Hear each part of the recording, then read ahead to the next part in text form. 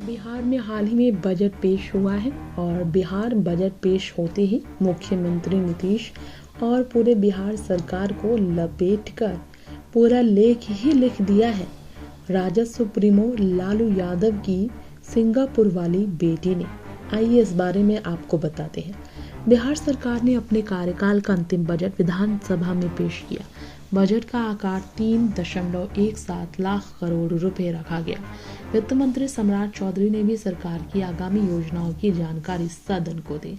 अब बजट पर सियासी बहस भी शुरू हुई। लालू की बेटी रोहिणी आचार्य ने इसी पर कहा है कि सरकार के पास इतने बड़े बजट के लिए संसाधन है ही नहीं। वे सरकार से स्रोतों का खुलासा करने की मांग कर बैठी। रोहिणी आचार्य ने लिखकर मुख्यमंत्री जी से पूछा, इतना पैसा कहां से आएगा।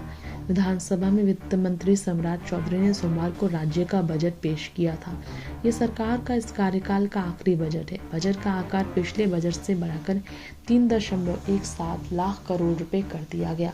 इस बढ़े हुए बजट पर ही लालू की बेटी रोहिणी ने ट्वीट करते हुए सवाल किया, आखिर कहां से आएगा इतना पैसा।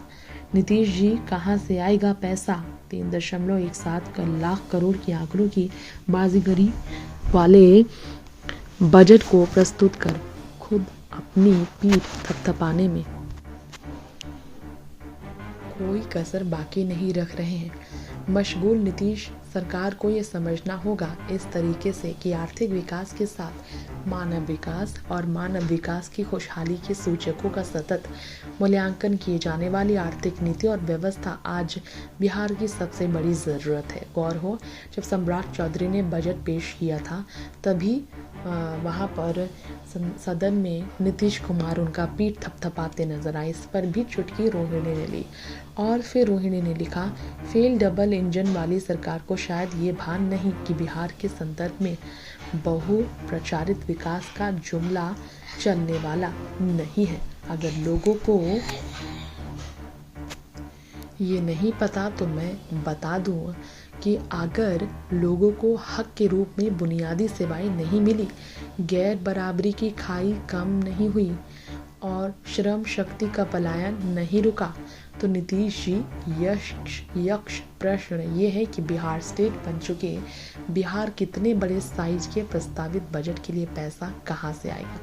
बदहाल जनता की जेब से दोहन के माध्यम से जिस प्रदेश से पिछले 19 सालों से श्रम शक्ति का पलायन यही नहीं रुकी, आगे भी रोहिणी ने कहा, जिस प्रदेश से पिछले 19 साल से श्रम शक्ति का पलायन अनवरत जारी है, जिस प्रदेश की बेरोजगारी के आंकड़े भयावह हैं, जिस प्रदेश की प्रति व्यक्ति आय देश में सबसे कम 183 रुपये प्रतिदिन है, जिस प्रदेश में मैन्युफैक्चरिंग सेक्टर का अस्तित्व ही नहीं, जिस प्रदेश में देश भर में फैले उद्योग का महज 1.3% उद्योग मौजूद है, जहां कृषि आधारित अर्थव्यवस्था अपने सबसे बुरे दौर से गुजरी है, वहां राजस्व का स्रोत क्या होगा।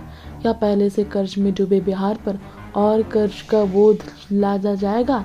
नीतीश जी, आपकी सरकार के द्वारा प्रस्तुत बजट का सबसे निराशाजनक पहलू तो ये है कि देश की सबसे बड़ी युवा आबादी बिहार में रहती है।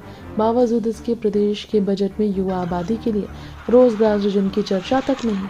आपकी ही सरकार ने 34 लाख नौकरी और रोजगार देने का जो घोषणा की, उस पर भी आप अमल नहीं रह सके, मगर बजट इस अहम मुद्दे पर मौन है। इसका मतलब साफ है, 34 लाख रोजगार देने के लिए बजट ये प्रावधान नहीं किया गया है और रोजगार देने की महज जुमला पेश की गई है।